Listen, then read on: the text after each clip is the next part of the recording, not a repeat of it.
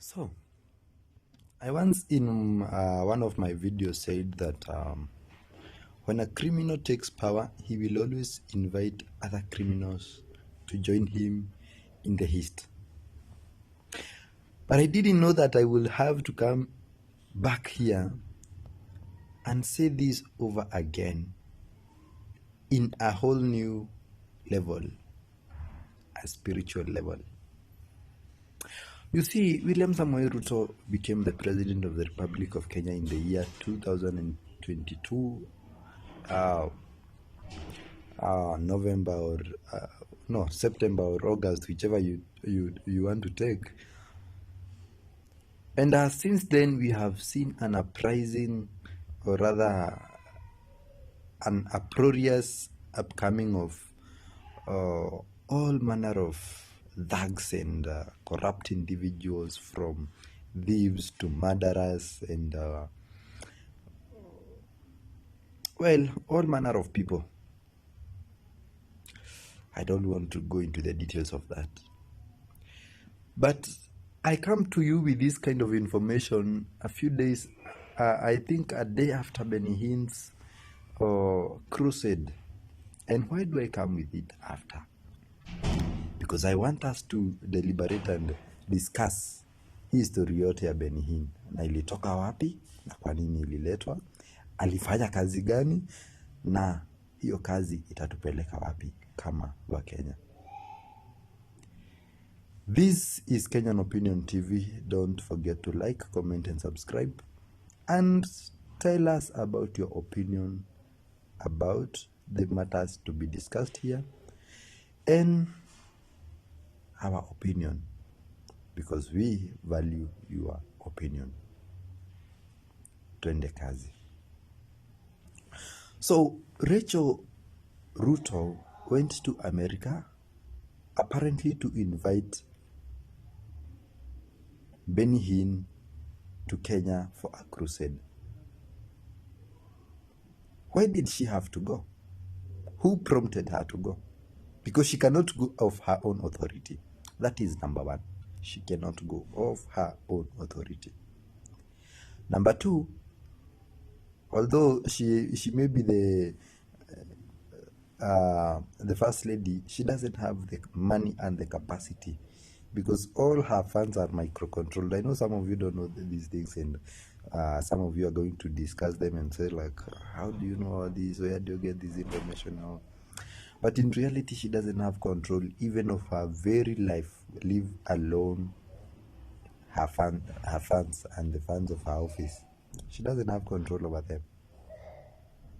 That is why she can't do anything like Margaret Kenyatta was doing. But she went all the way to America and invited Pastor Benny Hinn, I dare say, under the very strict instructions of William Samoei Arap Ruto. And this is why she had to go herself. Number one, because the evangelicals of Kenya chased Benny Hinn out of this country. Yeah, hao kina Ng'ang'a Harrison na kina Moiru Pius, hao wenye wanalia hapa sijui nini, Benny Hinn anakuja, hao. They are the very people who actually made Benny Hinn to say, I'm never going back to Kenya. Why? Because Benny Hinn comes out and they foul his deals. Go look for that story. I'm not going to give it fully to you. How they fouled him. Go look for it and study it. I'm not here to give it. But now they want to get some legitimacy, the government of the Republic of Kenya, because they have lost popularity. They have lost popularity with the people. They have lost popularity in the church. Najua William Samoei Ruto campaigned on the chassis of, hey, I am a godly man, I don't drink alcohol, I come to church every Sunday, I give to God. Wanasema naiba pesa, hizo pesa hata kama naiba napeleka kwa kanisa, kuna shida gani? And the fools, I dare call them that, got cheated. They got lied to. So that even by the time he was stealing elections, majority of the people could accept him. I mean, this man is a godly man. And they came out singing, sio uchawi ni maombi. I wish they knew. I wish they knew the kind of witchcraft that was practiced by William Samoei Arap Ruto. And I dare him to come out and say that he did not practice witchcraft. I dare him to come out and say that he did not go and visit mages and witches. Some of these things I can promise you that you can hide so well. Unaweza ukajificha sana, lakini zitatoka tu. You think unajificha sana ukienda kwa wachawi, hakuna watu wanakuona? Watu hawakuoni, hakuna kamera zinakuona. Kuna kamera zinakumulika, zinakuona ukienda unatoa nguo 1, 2, 3. Zinakuona, na hata hao wenye unaenda kwao wanajua unaonekana, na hakuna kitu wanaweza wakafanya. Mr. President, there are eyes that can see even the hidden places, the farthest places, the ends of the world. In the deepest of the oceans, there are eyes that can see. And so after ameshinda uchaguzi, he got into a stealing rampage. Tangia aingie William Samoei Ruto, hakuna kitu kingine amekuwa akifikiria, ni wizi. I wish Kenyans knew how much amount of money they have lost to William Samoei Arap Ruto and his cronies. I wish they knew. I can't give a specific number, but it is humongous. Saizi mnalialia economy ni mbaya. Mnalialia sijui kina nani wananunua sijui nini ya pesa ya milioni ngapi. I wish you knew. And because William Samoei Arap Ruto was not only stealing, but he was also overtaxing people, he started losing popularity.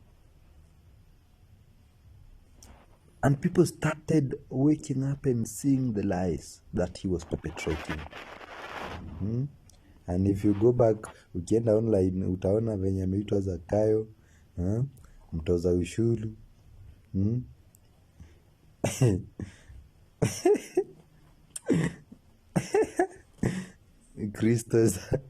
Kristo za Columbus. In all manner of names. Lakini yaki wa Kenya surely. Na nyinyi mnakuanga na violence ingine mbaya.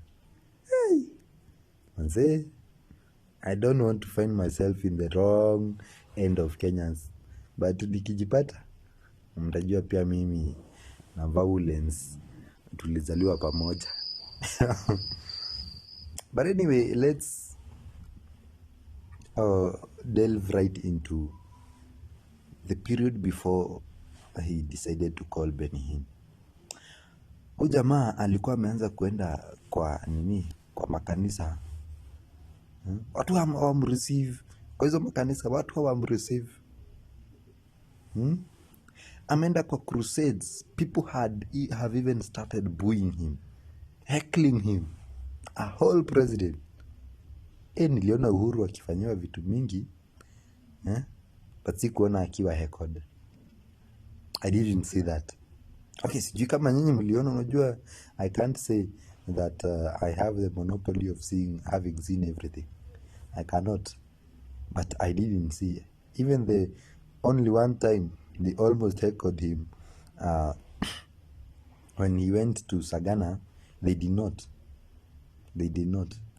heckle him. Huko sasa ndio ilikuwa wamheckle. And there were plans to even send people there outrightly to heckle him, but they did not. And some of you are going to be asking me, how do you know there were those plans?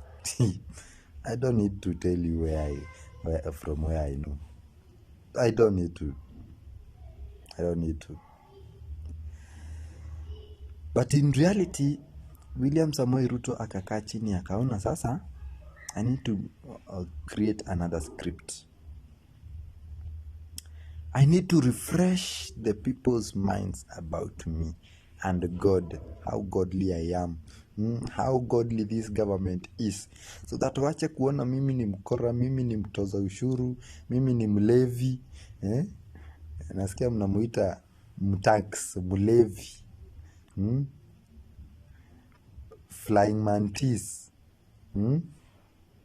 And so William Samoei Arap Ruto decided to send the water cleansing, miracle working Rachel to get the demon chasing, prayer working, miracle performing Hinn, so that he can come and do this miracle of bringing back his legitimacy. And the choice of preacher tells you everything you need to know. And I'll come to Hinn in a few. But that is the only reason the government of the Republic of Kenya under William Samoei Arap Ruto decided to invite Hinn over to regain their religious lies legitimacy. And if you want to understand this, why was Hinn talking about how godly this government is? When a godly government is in place, my friends, nobody needs to be told that this is a godly government. Nobody needs to be told. You can smell it from afar. The work the government is doing is awesome, marvelous. Is that the kind of work William Samoei Arap Ruto's government is doing? No. But of course, this is my opinion. And probably the opinion of my God. I said probably, because I can see that you want to throw stones. That is why I said probably. So Hinn comes. Kina Harrison Ng'ang'a, kina Pius, very confused fellas, anza kusema sijui sio serikali ilimuita, ni sisi tuna organize kila kitu, ni sisi tuna plan mambo yote, ni sisi ndio you liars bwana. We can see it. We saw Rachel Ruto going. We heard Hinn himself talking about how state-sponsored it was going to be. So you coming out to tell us that, it is not the government, it is you. Don't be thick, bwana. Don't take us for thick. We can be anything, but we are not thick. We are not so spiritually depraved or deprived, whichever you like, as not to see it. But anyway, with all those kinds of propaganda, he still comes, lands in Kenya, and delves right into the crusade. And all the pastors are flocking. One of them even had the audacity to say before the crusade that there has not been miracle working in Kenya. So ile maneno yote Ezekiel amekuwa akifanya pale Mavueni, Nairobi, Kitengela, kila mahali ni propaganda. Harrison Ng'ang'a, that is the man who said all those things. Harrison Ng'ang'a said, there was no miracles, it was fake, because the miracles were stopped by Hinn. You think somebody can stop God's work because he was not well received? Na nyinyi ndio hata mlimchezea kabaya nyinyi. Let me tell you, when God decides to do something, nobody can stop him. And sometimes hata mtumishi wa Mungu ameingia na amekosewa mahali, lakini kwa sababu Mungu ameamua kufanya jambo fulani, anaondoa hiyo dhambi. And I want to tell you that Kenya has been under the grace of God and the love of God for all this while. And there has always been an explosion of prophets of God. And when I talk about prophets of God, I'm not saying Kinanganga, Commander, Chief General Commander, Kina Pius Moiru. I'm not talking about them. There has always been prophets of God, but people don't listen to them. People don't want to hear them because people don't love God. Jesus in the book of Matthew, I think, says that do not be worried when the world hates you. It is because it hated me first. And then sasa unaanza kuniuliza, na sasa sisi juu tunajazanga kanisa ya nganga, neno imejaa, Kanyari imejaa, Pius imejaa, Natasha imejaa. What am I saying? JCM ni JCM ama ni JTM? JTM fire imejaa. I think there is also JCM. JCM mahali watu wanaenda kuongelesha mbuzi. Haki drama.